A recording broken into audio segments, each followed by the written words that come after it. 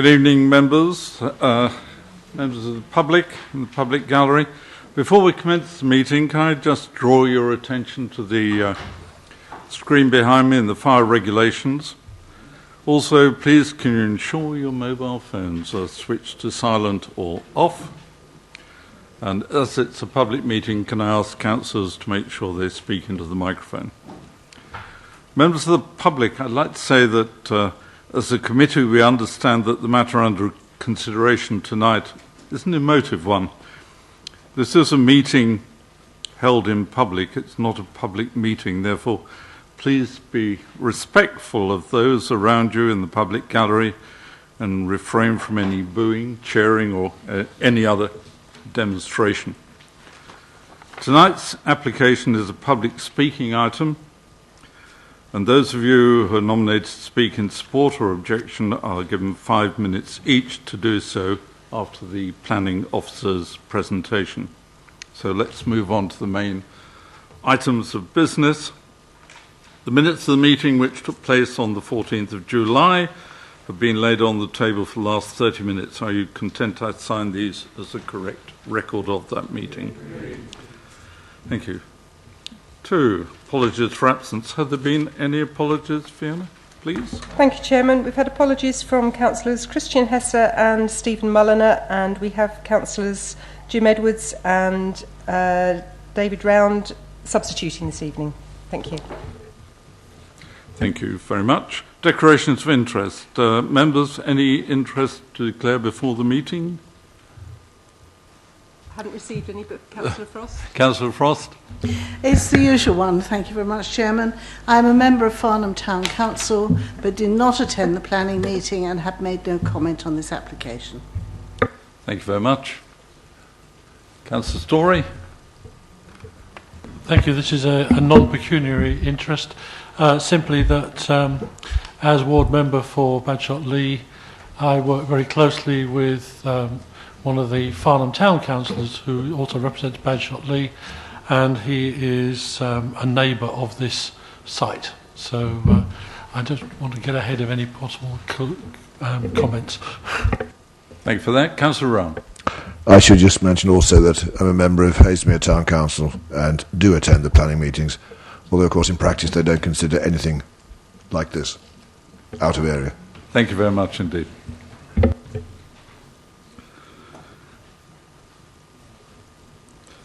Question from members of the public. Have there been any, Fiona? None, Chairman. Thank you very much indeed.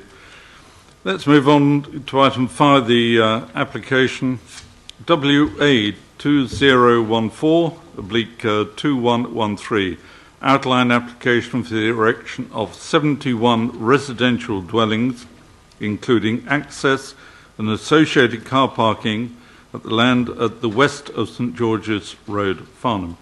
Catherine, would you like to introduce the application? Thank you, Chairman. This application is a greenfield housing site application, and therefore the key issues to consider are the government's requirement to boost significantly the supply of housing. Issues of flood risk and drainage are also relevant, as are issues of transport and sustainability.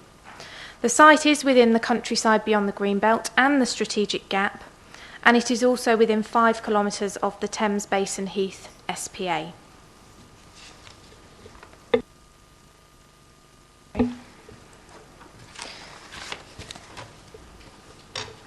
The application site, outlined in red, is located to the south of the village of Badshot Lee. The site is to the east of St George's Road, which in itself leads down to the A31 junction. It is opposite the village hall here and the recreational ground here to the west. The developed area boundary runs along the north of the application site. This is just an aerial photograph to show you the existing site. As you can see, it's currently undeveloped and is currently used for informal grazing of horses. The development is an outline application for the erection of up to 71 dwellings and does include vehicular and pedestrian access. Matters which are reserved matters and therefore not for consideration this evening include landscaping, appearance, layout and scale. The application proposes a density of approximately 24 dwellings per hectare. Play space and open space would be provided on the site. The heads of terms for the development include provision of 40% affordable housing, highway and footpath improvements in the locality, financial contributions towards secondary education, environmental improvements in Farnham, and a contribution towards the Thames Basin Heath SPA avoidance strategy. As mentioned, play space and open space are also provided for, as are parking spaces to serve the adjacent recreational ground and high ball netting. As I said before, the layout of the site is not a matter for consideration this evening, but it is important that members are aware that the site can indicatively accommodate the development proposed. As you will see from this site plan, the top northeastern portion of the site is proposed to remain undeveloped. This part of the site lies within flood zone 2. The rest of the site where the housing is proposed is in flood zone 1. It's also worth noting from this indicative layout, it does not show any parking proposed for the recreational ground. This is a latter revision following negotiation. However, earlier versions of this plan did show recreational ground parking in this location, and officers are satisfied that it could be accommodated on this site. I'll now take you briefly through some photographs just to contextualise the application site. This first one is taken from the northeast corner that would not be developed, and this is looking across towards the southwest and the public footpath 112, which runs along in this direction. This is a view looking along south along St George's Road from the corner. You have the village hall on the left-hand side. The access to the site would be slightly further southwards on this side of the road. There are a number of improvements proposed along this stretch of road, including the widening of the pedestrian footpath, dropped curbs and tactile paving, and also further down, this is the opposite view looking north, the public footpath 112 here, the application access proposed here. In this vicinity, a new village gateway would be provided. This would alert drivers that they are entering the built-up area and reinforce, obviously, the existing 30 mph speed limit. This is just a panoramic view taken from the entrance to the village hall, which is opposite the approximate siting of the access to the application site. Moving then to the south of the application site, this is the view looking north from public footpath 112 across the existing site, and obviously with the existing development of Badshot Lee in the background. This is that public footpath 112. The proposal, as I've mentioned, includes a number of improvements, including the resurfacing heading west towards the junction with Badshot Lee Road and additional lighting columns to be installed. Before we go on to the determining issues, there are a number of updates for members to note. If I can just perhaps refer you to your printed update sheet.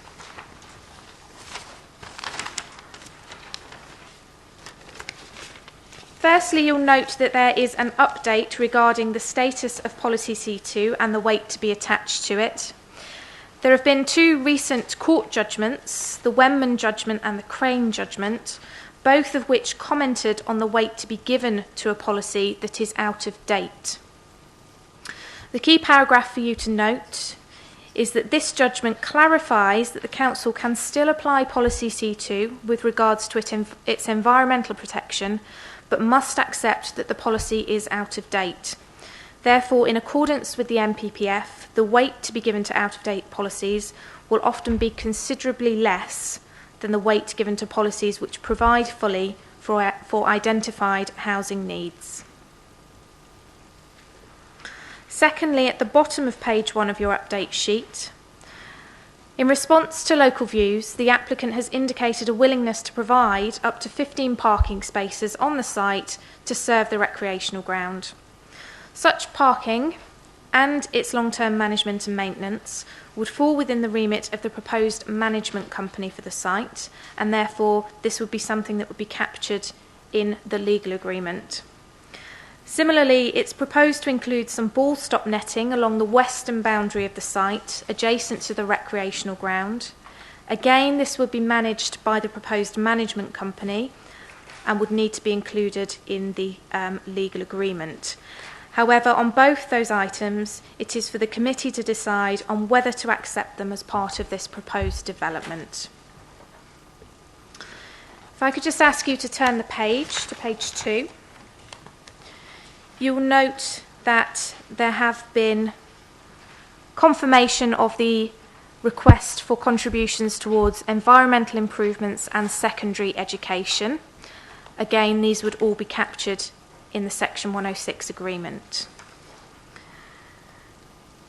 Moving on, there have been no comments received from those outstanding consultees. The additional representations are noted and an officer response is given. And also, just turning over the page, finally to pages 3 and 4, you'll note that there have been several short amendments to the conditions proposed, really just for clarity more than anything else.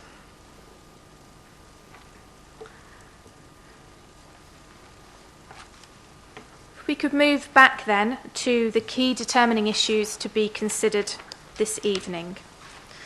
Firstly, on the left-hand side of the screen, there are several matters which are matters of principle and that have been subject to technical or expert scrutiny and opinion. Firstly, the site is agricultural land and officers are satisfied that its loss would not prejudice the economic viability of a wider holding in the locality. The loss of the best and most versatile land is, however, something which is to be weighed up in the planning judgment. The application with regards to highways, access and parking has been the subject of expert scrutiny by the County Highway Authority. The modelling of nearby junctions includes other significant developments locally, including the recently refused development for 140 homes at the Lower Webburn Lane site, previously considered by this committee. That means that in the event that both developments go ahead, the impact on traffic movements locally has been assessed and would not be severe, such that refusal of the application on that basis would be warranted.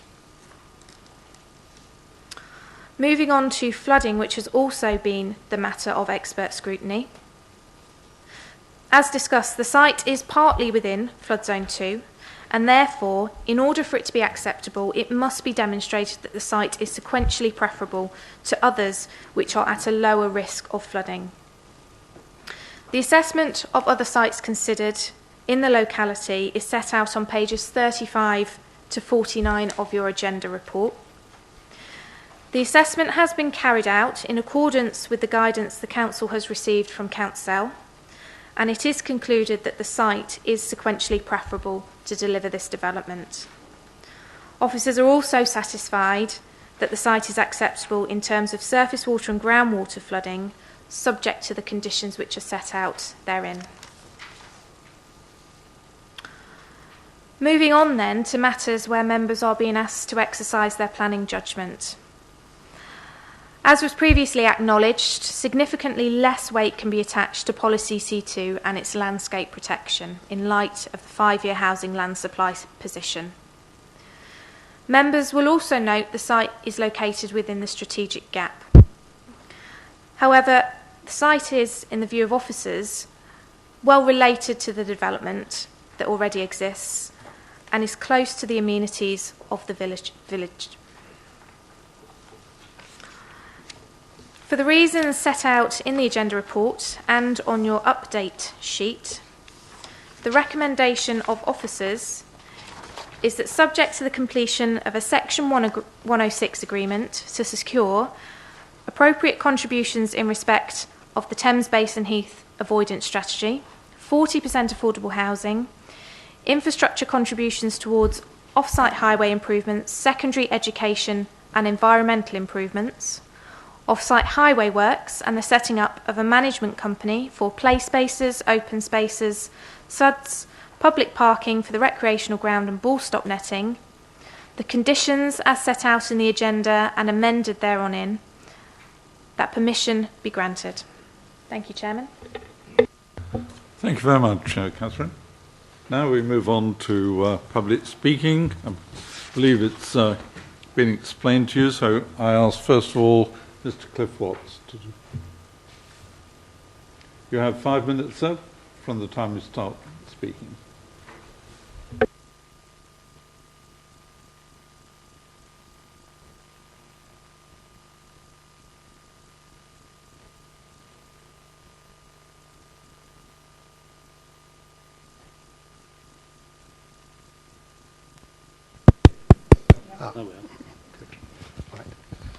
Okay. Good evening. I'm Cliff Watts from Badshot Community Association. We are fundamentally opposed to greenfield development around our village. However, we do accept that Badshot should grow, and our 2013 survey indicated that this site was the least contentious of the available greenfield locations around the village.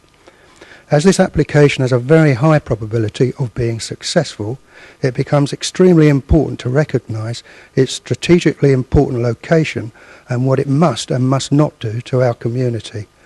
Although the applicant has sought to avoid development on that part of the site within the Flood Zone 2 area, it is still the case that groundwater flooding is a problem across the whole site. We would expect any approved development to eradicate this problem and offer better protection for the existing dwellings along the northern boundary of the site. Officers quote many paragraphs from the MPPF. However, they never ever refer to paragraph 64. This states permission should be refused for development of poor design that fails to take the opportunities available for improving the character and quality of an area and the way it functions. This application in its current form does not fulfil the obligations set out in this paragraph. We are encouraged by the revised recommendation that includes some parking for the recreation ground, but disappointed that the provision of safety netting is also included. The outline plan to build homes directly adjacent to the western boundary of this site leaves the occupants vulnerable to high-flying cricket balls. The answer proposed by officers is high netting stretching along the eastern boundary of the recreation ground. This, together with the netting proposed for the northern boundary, will be an eyesore and give the impression of an enclosure rather than the open space it currently is. We understand that nobody is entitled to a view, but replacing the current view across open fields by new housing and high netting is unacceptable for the existing residents and in no way constitutes good design. Yet the answer is simple: build further back and perhaps allow a small extension to the recreation ground. Surely this is a health and safety issue. It is certainly detrimental to the visual amenity of our village and totally unnecessary and unacceptable. Planning is also about quality and protecting or enhancing the existing environment as outlined in paras 56, 58 and 61 of the MPPF. The officers' report states, officers conclude that the proposed development would ensure that health and well-being and health infrastructure have been suitably addressed in this application. Clearly, this is not so. The officers are too concerned with the development site and not taking a wider view of existing recreation facilities and the associated problems. MPPF Para 73 calls for robust and up-to-date assessments of the need for open space, sports and recreation facilities and opportunities for new provision. The assessment should identify specific needs and quantitative and qualitative deficits or surfeits of open space, sports and recreation facilities in a local area. There is little evidence of this here. The applicant has agreed to continue to engage with us should the application be successful. We would seek to influence the overall layout of the site, including the location of the new parking area, and be promoting a more cottage-style approach to house design. We would also explore the possibility of extending the eastern boundary of the recreation ground. This would enable proper separation of the cricket square and the football pitch, as well as reduce the risk to the occupants of the new dwellings. We do not feel that this application in its current form fulfills its obligations as outlined in Para 64 of the MPPF. This is a one-off opportunity to make a positive contribution to the long-term well-being of our village, and it should not be lost. Thank you. Thank you, Mr. Watts. I now ask the representative of Farnham Town Council, Councillor John Fraser. You have Thank you, 5 Mr. minutes. Chairman. Farnham Town Council is grateful for the opportunity to speak at this meeting. Clearly, Badgeshotley is under great threat from development, and it is essential that each application is viewed in conjunction with other current proposals. Sorry. Shall I start again? Right? Yeah.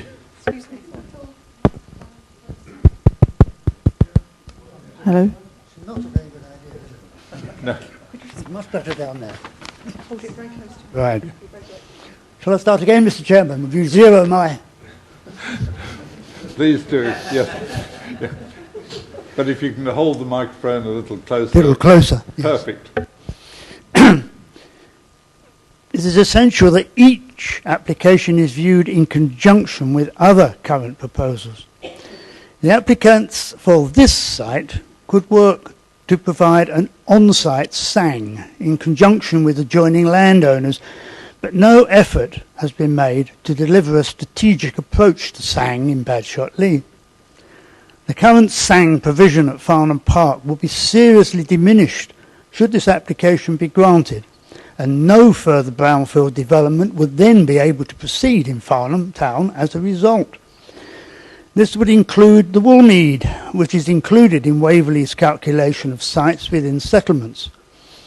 This, alongside permissions and windfalls, informed the 1,100 figure quoted in last year's consultation.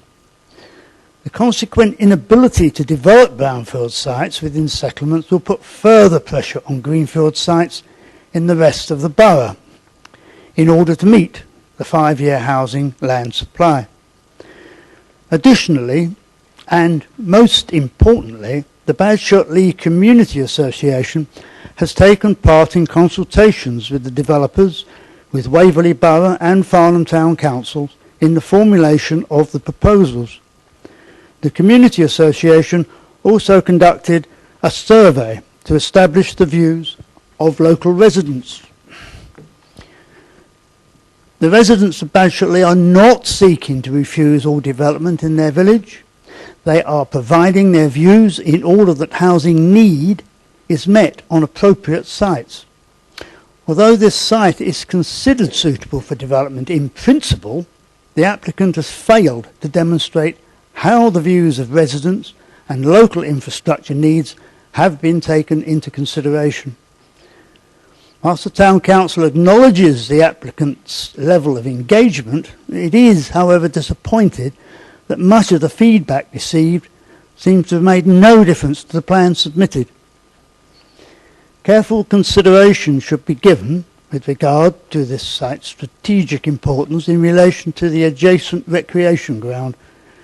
The issue with this application is whether what is proposed takes the opportunity to make a positive contribution to the village.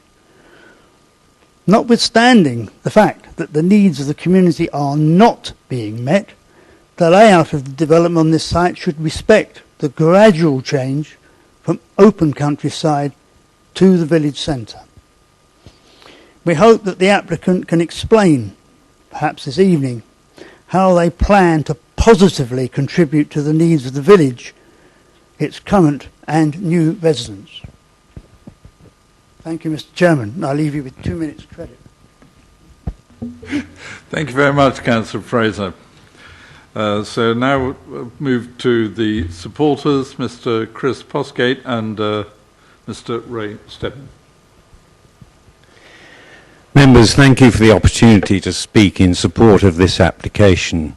I am Ray Stedman, a member of the Tice family who own the site, and I speak as a trustee and advisor as a retired chartered surveyor with public and private experience in this county. The Tice family have owned and farmed at Badgeshotley and Runfold farms from the 1850s to 1972 when the estate was sold. They have always adopted a responsible and community approach to their land management, and the legacy to this policy can be best demonstrated by their provision of the village hall in the former hop kiln opposite the site. The last remaining landholding of the Tice family is the application site, which the family have always seen as potential for residential development, being situated between the recreation ground and the village hall, and making a link to both facilities, but maintaining a village development perimeter at St George's Road. 10 years ago, after several failed attempts to secure a planning consent, I became involved.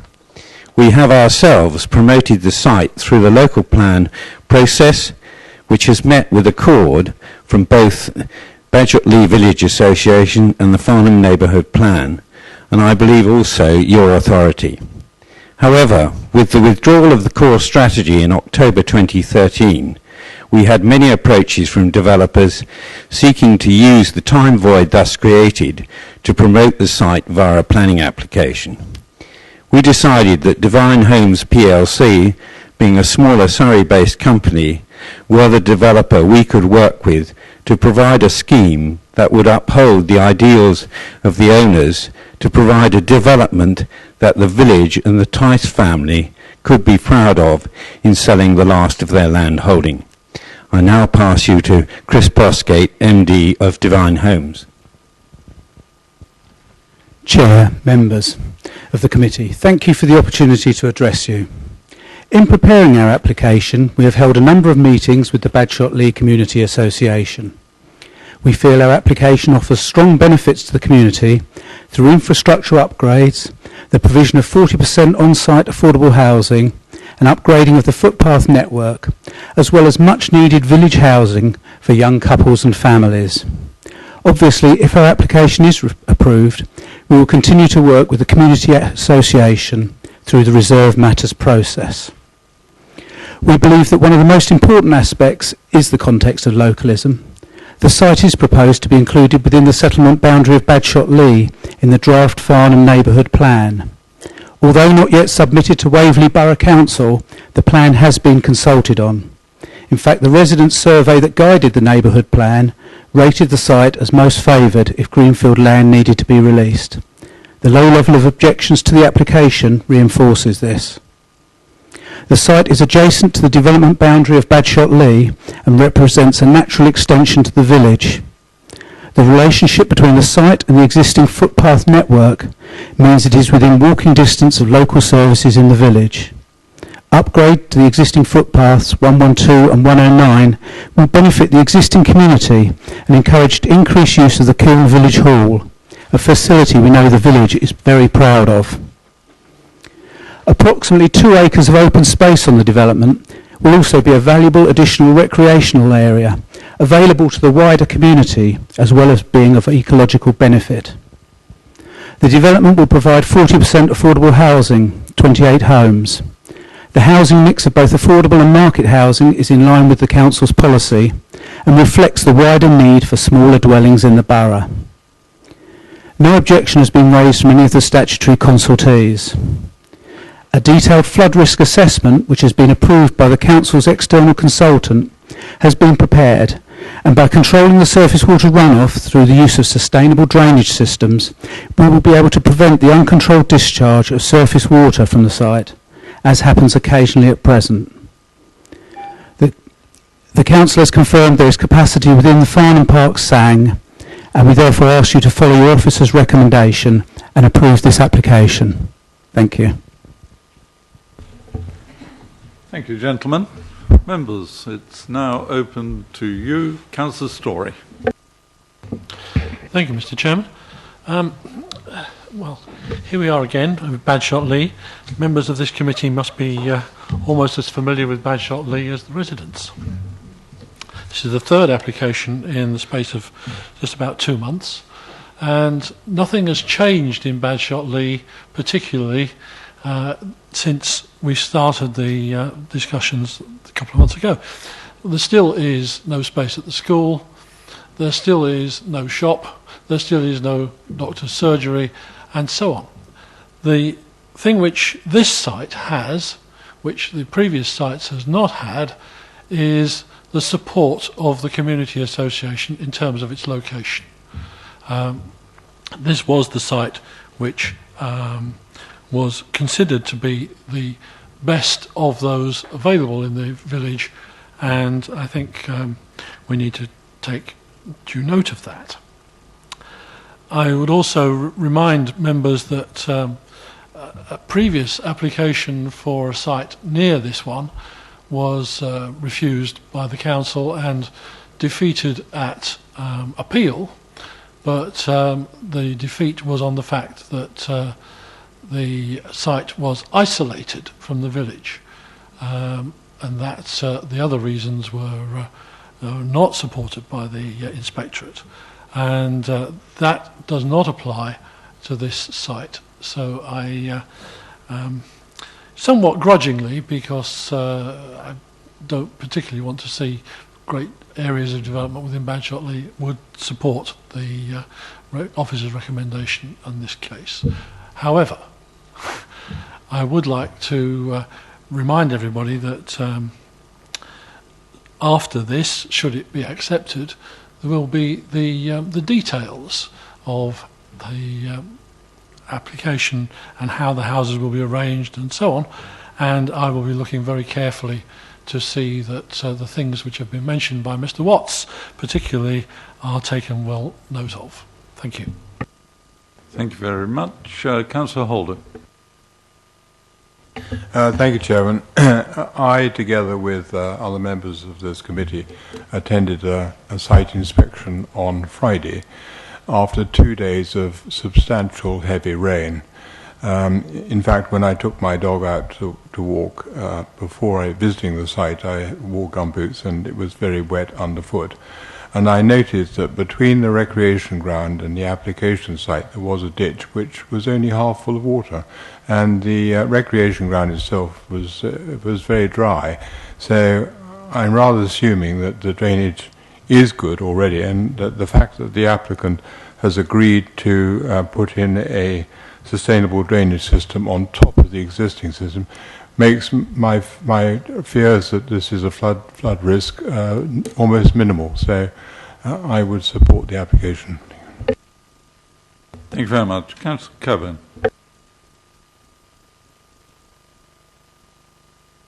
Sorry, Chairman. Yes, I'm worried about this. Like everybody else has said, there's a logic to this site because you have the recreation ground and you have the kiln.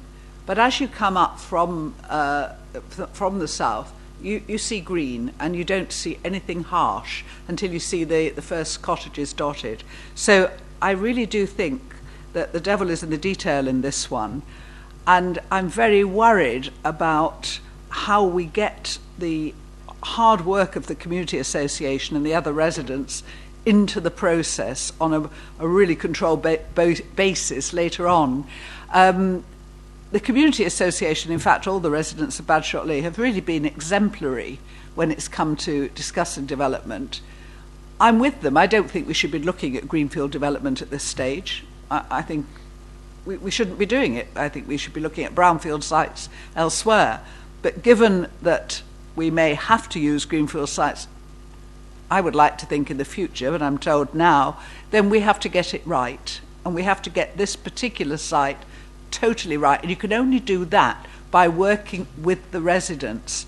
People coming in just don't feel an area like the people that live in it. And the people that have lived in it for a long, long time understand the ebb and flow, they understand the movement round in a way that we can't, even if we go several times on several site visits. I hate outline planning because we're supposed to look at access, but all the things we're worried about are not access, they are the detail. I'm very, very unhappy about the netting. It just makes me shudder. I did some research this afternoon to see how you could improve the netting, and you can have all sorts of netting that can come down, you can have mobile netting, you can have all sorts of things. And again, I would like to feel that the community association were involved in any talks on this, because at the moment, as you come into that site, it's just green. Yes, you get glimpses of the site screen, but you know, there's nothing harsh about this site at all. There's nothing harsh about this area of Badshot-Lee as you come in. And the last thing we need is something sort of in your face as you come in. I've no idea about the gateway. I'll have to wait and see about that. But I'm with the association here, with Councillor Story. We have got to get the quality right on this one. I'm sick to death, really, of little pictures like this. I feel that, you know, I could draw my own at the moment because there is no detail in it, because we're not here to discuss detail. And yet all the information about where the houses are and the space between them, all of that is going to be so important on this site. So what I really want to see built into whatever decision we make is a promise, if we can do a promise, or certainly an intention to work with the community on the detail at the reserved matters stage of this. The applicant has said he's willing to do this, and I don't dispute that. I'm sure he's a man of his word. But this is going to be essential. The last thing we want as we come into the village of Badshot-Lee is some harsh suburban development that could be absolutely anywhere. And I do think there's merit in looking at moving those houses on the west side of the development away from the boundary if possible, because you're creating a problem which then you have to solve by something ugly which the villagers don't want. So I do think, you know, we've got left hand, right hand here a little bit. I think the site is capable of taking housing. I don't have a problem with that if we have to use greenfield sites. But what goes on that site of the reserved matters, please have the Residents' Association, reward them, if you like, for the hard work they've put in, surveying all of their residents to get support for development in their village. So please, can we reward them at least, at the very least, with some promise, some guarantee, some intention that their views will dominate at the reserved matters stage, because we really do need to know that the village is working with everybody and the applicant on this application. Thank you. Thank you, Councillor Coburn. Don't know if the officers want to come back on the comments she's made. If I may, Chairman, with regards to the netting, obviously it is before members to consider, firstly of all, whether they think that that is something that they want to see included with this development, whether they think that it is necessary. That is a judgment available to you. With regards to the detail of it, obviously this can be something that is very stringently controlled by way of the 106 management plan for that netting. Not only its initial design, height, appearance, but obviously its maintenance in the long term to ensure that it does not become an eyesore or neglected. Thank you, Chairman. I was thinking also of the liaison and discussion with the Bagshot-Lee Residents Association and the developers.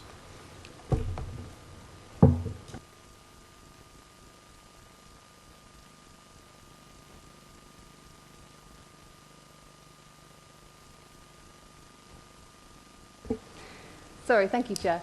I just thought I'd clarify before I start making promises that I can't keep. In the Section 106, there will be an obligation, it's still in draft form, for the management company to be set up. And I could, if you wish to instruct me to do so, provide that the management company needs to liaise with somebody from the community trust or the community body in respect of the management plan, if that's something that councillors would like. Councillor Coburn? It's just at which stage does that kick in? I don't want the plan to be sort of presented to them and then they're there to, dust the netting. I'd actually like them in at the decision-making stage. That's the point I'm trying to make. Well, the management company has to be set up within a relatively short period of time of the initial development commencing, and then certain areas that the managed land has to be transferred to the management company. I think, off the top of my head, without seeing the draft, it's a bit difficult to confirm for definite, but normally within about 50% of the development being complete. So, as we did with the Cranley Brick and Tile, we could have that they are to be liaised with.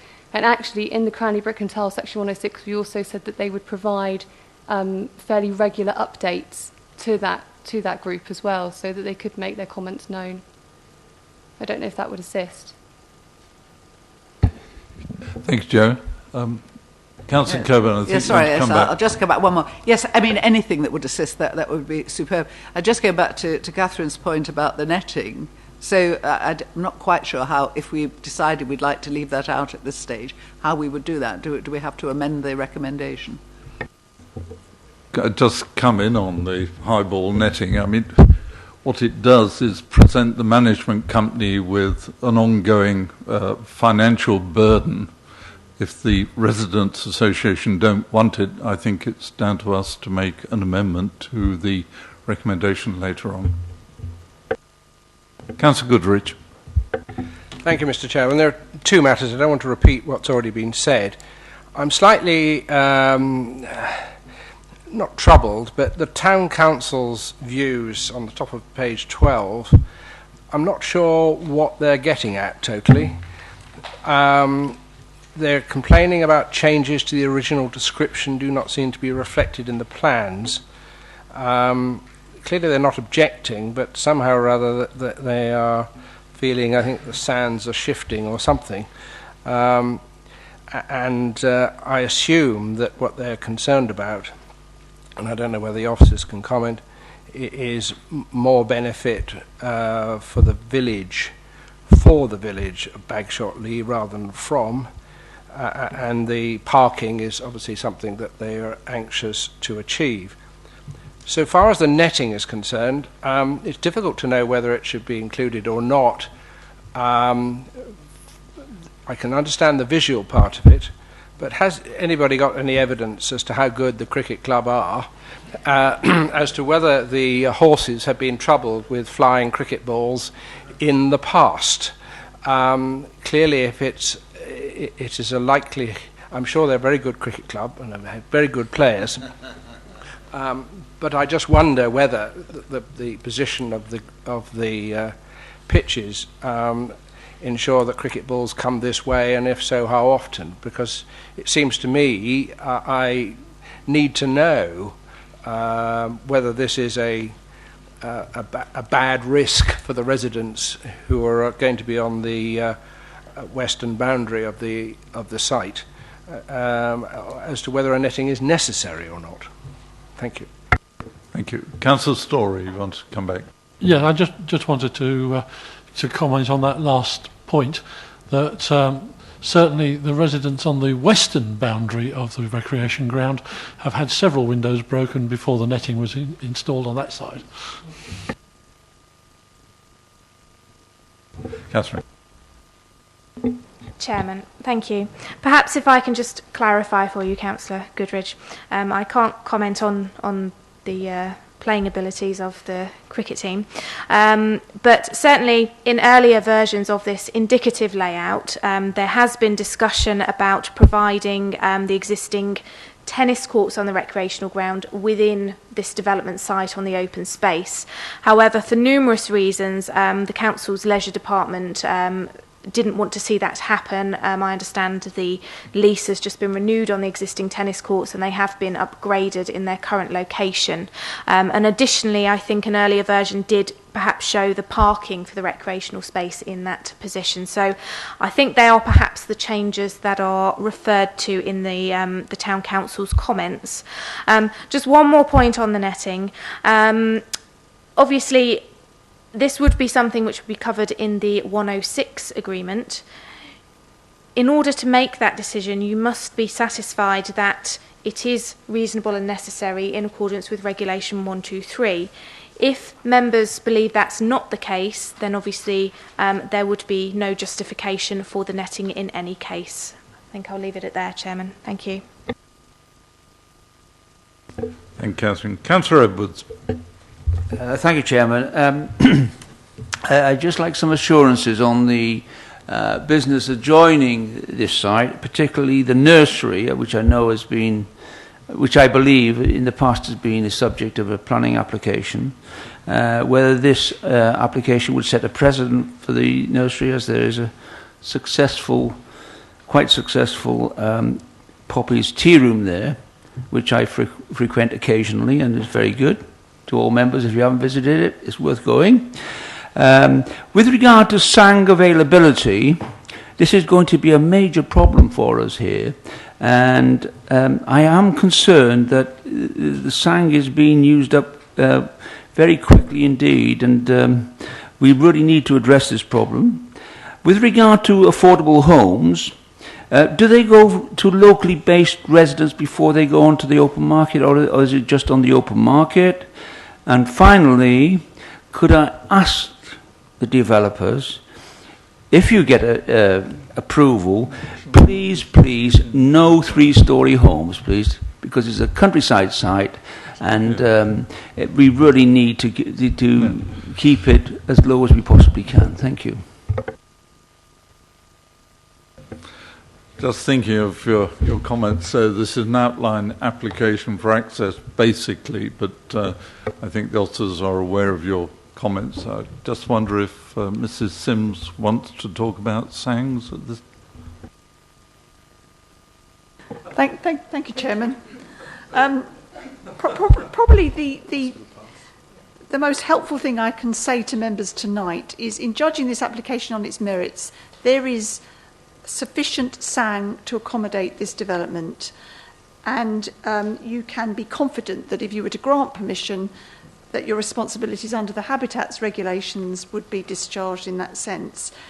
Clearly, providing further sang for other developments is an issue for the council, and I understand those discussions are ongoing in a wider arena, and there will be further updates to members in due course. But for purposes of this evening, you can be confident that that matter is acceptable. Perhaps one other point I'll pick up on is in relation to the comment that the development should be limited to 3 stories. That may well be a judgment that you make at reserve matters, but you are only looking at the principle of development and the access this evening, and the height of the development would be one of those matters of detail. Certainly, if we receive pre-application submissions on the detail, we'll be looking to ensure that we advise the applicants that any detail permission is granted should be characteristics of the area, take into account the guidance in the Farnham Design Statement, and not appear intrusive. But ultimately, it will be their judgment as to the form and layout of any scheme coming forward, and you'll have an opportunity at reserve matter stage to decide if it is too high. I don't know whether colleagues want to pick up on any of the other points that were raised. Yes, thank you, Chair. In terms of the affordable housing, there are roughly 1,500 homes in need of housing applicants. In the 106, there is a nomination agreement that provides for those locally to be offered, and then obviously Waverley Borough Council has the nomination rights, and it cascades through those accordingly. So it is fairly well protected in terms of who's eligible. Thank you. Thank you, Elizabeth. Thank you, Joe. Councillor Frost. Thank you very much indeed, Chairman. I think if you look at the planning history on this site, they have been trying to build homes on it since 1980 and have failed so far to get agreement to do so.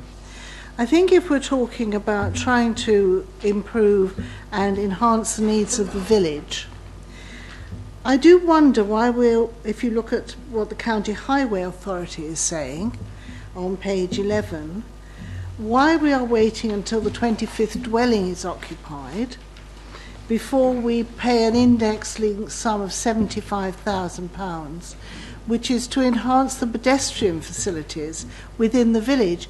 In my view, we should do that right at the start of the development. And the same thing applies to item B, which says prior to the occupation of the 30th dwelling, we then pay an index-linked sum to put lighting in on the footpath. We really need to do these things sooner rather than later so that the whole village can benefit. Because if you're waiting until the 30th home is lit, you've already got about 60 people using a dark footpath. And I don't understand the logic behind it. We need to improve the facilities in the village, and the pedestrian access and the pedestrian problems that we have at the junction there with the school and the church, etc., need the money to be spent to improve that junction, and sooner rather than later. I think many of us would agree with that, Councillor Frost. Thank you for that comment. I just wonder if Joe wants to come in at this point. Thank you, Chair. I fully appreciate the need to have monies in as quickly as possible. Because it's within the 106, but it's dealt with highways, and the Surrey County Council are a party, and they agree those triggers with the applicant. We have very little control over the trigger for the payment.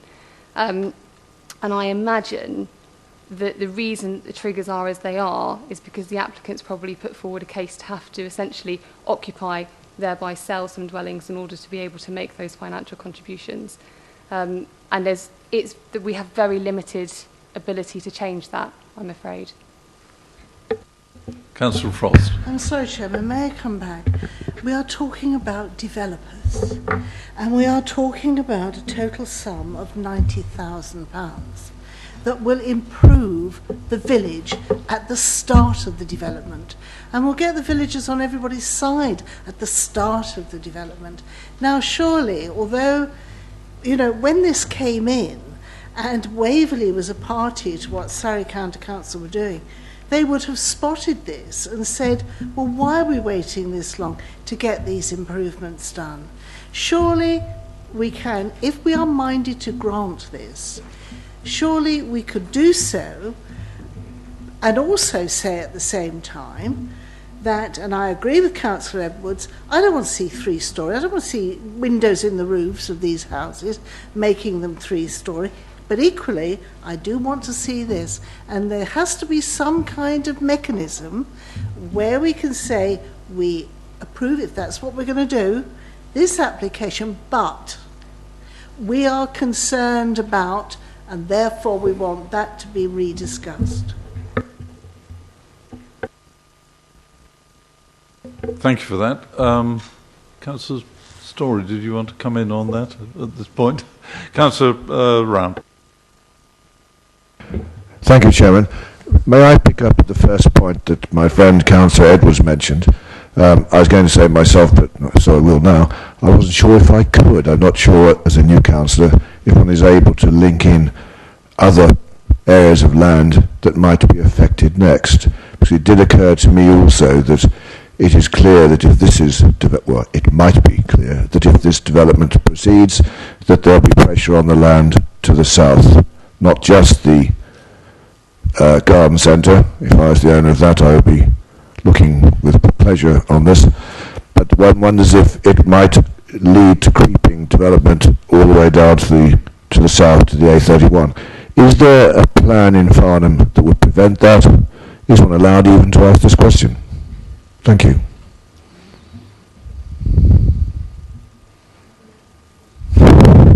Councillor Blagden.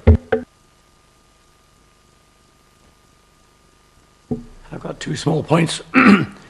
Firstly, I'm concerned with the amount of access that there is to the site from St George's Road, which is not a particularly large road anyway. And at the moment, there is only one major way in, and for 71 houses, which I think is perhaps a little bit tight.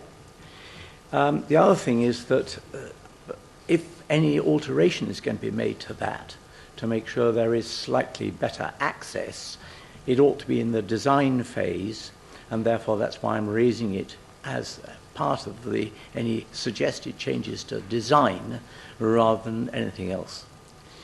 The other thing is that there's a current application for the Little Acres Poppies site, which is to the south of this particular area. And so that is going to add to quite a lot of the... 99. That'll make, 99 housing. That's Yeah. the application. The application is for 99 housing, so one thing or another, that's going to make the local access pretty difficult down those, what are in fact pretty narrowish roads. Thank you very much, Mr. Chairman. Thank you for that. I think I can take you to one or two other recent developments in Waverley with the same number of houses and one access. So I think that's a problem. But I just wonder if anyone wants to come back on Councillor Frost's comment on the Surrey Highways County Highway comment on the 25th and 30th dwelling and the payments thereafter. And sorry, Chairman, if I may, and I've been reflecting on the concern which members have expressed about the trigger points. As Joe's explained, our negotiating position is somewhat challenging because by and large it's a negotiation between the county council and developer. But what I would suggest perhaps to members, if they do decide to approve the scheme tonight, that they leave it to us to have that negotiation with the developer and the county council to see if we can push those trigger points forward. We can't guarantee success, but certainly happy to have that discussion with them. Chairman, I would be very happy with that, and any help I can give, please let me know. Thank you, Councillor Frost. Councillor Coburn. Wondered if at this point I could put my slight amendment to the recommendation. Is that the wrong time to do it if nobody else is wishing to speak? Councillor Adams. Thank you, Chairman. I've listened to everybody tonight. I think that obviously this site is, I'd say, the least worst one in Bagshot Lee to approve, and I note that. I also note the comments that the various local councillors have made and the willingness of Define Homes to listen to local opinion. I think that as we're just being, as I say, asked to approve the access, that I would support this application. But I do note all the comments that the various councillors have made, and I hope that Divine Homes will continue to listen to the locals and to consult with our local Waverley councillors. And I would like to see significant differences to appear when the detailed requests are put in for this development. One point that I do note is that the houses on the eastern boundary on St George's Road are quite spread out down at this point, and yet here we have either side of the access two clumps of houses. I would like to see some gaps between those houses on the eastern side. I don't have any opinion on the netting on the western side, as I'm not a cricketer, nor have I had cricket balls through my windows. But I think that obviously that is something which really needs to be discussed and thrashed out between the developer and the local association. So, as I say, I think I'm happy with the application as it stands, but I would like to see considerable changes when the actual detail applications come in. Thank you. Councillor Ellis, did you? Thank you, Chairman. This is the third visit that I've made over the last month or two to Badshot-Lee, a very likeable village, I would think. This particular site strikes me really as perhaps the most sustainable of the three that we've already looked at. It's already bordered on one side by existing dwellings, a recreation ground on the western side as well, village hall at the other side of St George's Road. I suppose having driven along St George's Road to get to these various sites on 3 occasions, I found parked cars on St George's Road a challenge at times, but Surrey County Council's Highways Department don't seem to be too bothered by that, so I have to accept that it is appropriate, at least from a highways point of view. My one concern really is concern about the highball netting. It's all to be mentioned, I think. Mr Story said that several houses on the western side of the recreation ground suffered from broken windows until they put highball netting up. So I assume that there must be some netting there already. And I would think really for the residents, prospective residents, for plots 24 to 29 to have to suffer the inconvenience of cricket balls whistling through their windows until highball netting is finally installed. I think it would be better to do it before rather than after the event. But generally speaking, I do think that this is a very acceptable site for development. There seems to be the least disagreement with it from local residents, and I would support the officer's recommendation. Thank you, Chairman. Thank you. Councillor Frost. Thank you for allowing me to come back, Chairman. I find this really quite interesting because the developer is working very closely with the residents and the Residents Association, and that I applaud. That doesn't happen very often. So from that point of view, I'm absolutely delighted about it.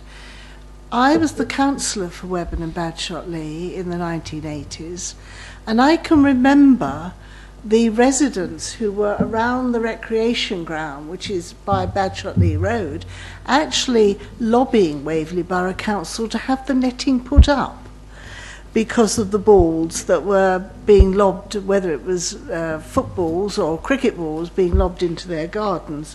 So I can understand that. But what I was actually going to suggest was that this committee has expressed some reservations about the reserved matters.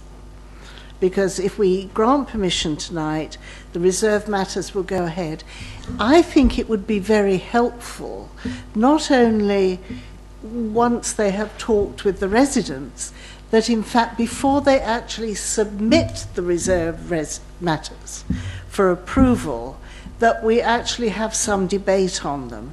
We have a presentation on them, so that when it comes to committee, we're fairly relaxed about the reserved matters. Because what I would hate is, having got this far, we get the reserved matters and we say, well, hang on, we don't like the houses there, we want the gardens that side, we want the houses that side. And we have to make a decision on a planning matter. So if that is possible, I would like to propose that we do have continued discussions with the Residents Association, but let us have a look at it before the reserved matters come before us. Could I ask either Elizabeth or Matthew to comment? Thank you, Chairman. In response to that, Councillor Frost, we can certainly encourage community consultation on the pre-application application for the reserved matters, and I'd like to think that the developers would carry on their good engagement with the community as they have with the outline application. In terms of briefing members, we could put in place a member briefing on the pre-app plans if the developer is happy to do that. So that gives you an opportunity to understand their plans and feed into them a sort of informal version of our development control forums that we've held in the past, which would probably be useful to developers if they're welcome to it and allow them to form their proposals. So certainly an opportunity to do that. Perhaps we could capture that idea by way of informative if members are minded to grant permission this evening. Thank you. Thank you for that. Councillor Coburn, do you want to come back? Yes, sorry, thank you, Chairman, for letting me come back. Yes, I'm very worried always about putting something specific down in writing, which further down the line you can't change. And I am not for having nothing, if you sort of mean, with all my negatives. I appreciate we need to protect the housing from cricket balls. As a cricketer myself, I actually played it at school. I do know that balls can go astray, especially if I'm holding a bat. But what I would really want to put into here is some acceptance that we might need some protection for the houses, but not put in ball netting. It's such a sort of specific term, and yet for my research this afternoon, there's quite a few ways you can put protection in against cricket balls flying. So I'd like something a little vaguer, that's really what I'm saying, rather than pinning us down to some netting, which may or may not be the right thing in the future. Councillor Story, you want to come back? Yeah, just again on the netting. I certainly feel that, well, first of all, this boundary is slightly further away than the western boundary because of the positioning of the wicket. But it also, of course, is going to depend on where the houses are on the site. And we don't know that yet. So it may be that the netting is not required, or it can be positioned in some specific way that isn't quite so concentration camp-like as is being suggested. I personally don't think it's necessary at this stage to be mandatory in the planning permission that there is some sort of high ball netting, because, as we say, we don't know where the houses are going to be. Right. Can I just ask the officers about the recommendation? We are in discussion at the moment. Elizabeth. Chairman, may I suggest, in order to present us with the challenge of how to deal with it, members take a vote on whether they wish to delete the netting from the recommendation in principle or leave it in. If members are minded to leave it in, I think we can suggest some ways in which your concern about dealing with the detail and managing it can be best achieved. But I think it would be helpful for members to decide whether they want to amend the recommendation to keep the netting in or out. Thank you. Councillor Adams. Could we not just change the words to say that the developers are required to provide protection to any houses which are in range of a cricket ball, rather than specify exactly what it is? Yeah.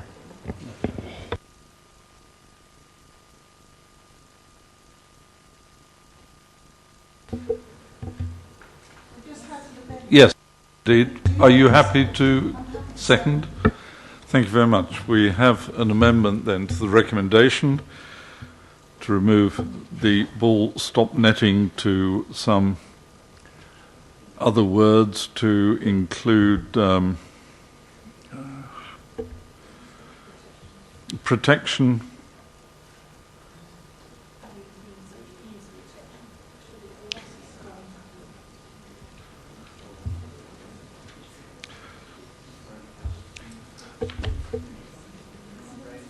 Simply a means of protection?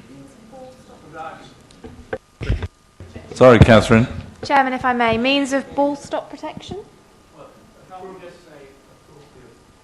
Just say appropriate protection for any property across the boundary from flying cricket balls. Or footballs. Any balls. Any ball. From balls. Appropriate protection. Or any flying objects.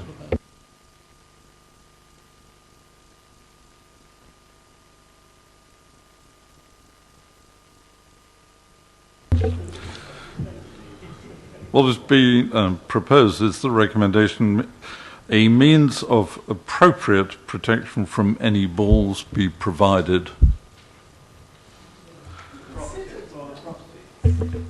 for the properties. Would that do, Councillor Adams? Councillor Frost? Chairman. Yes. Thank you. Therefore, can we have a vote on that amendment, please? Those in favour of the amendment? Against? Abstentions? Carried. Thank you very much for that one. So, any last questions, members, before we move on to the recommendation? The revised recommendation is set out on the update sheet.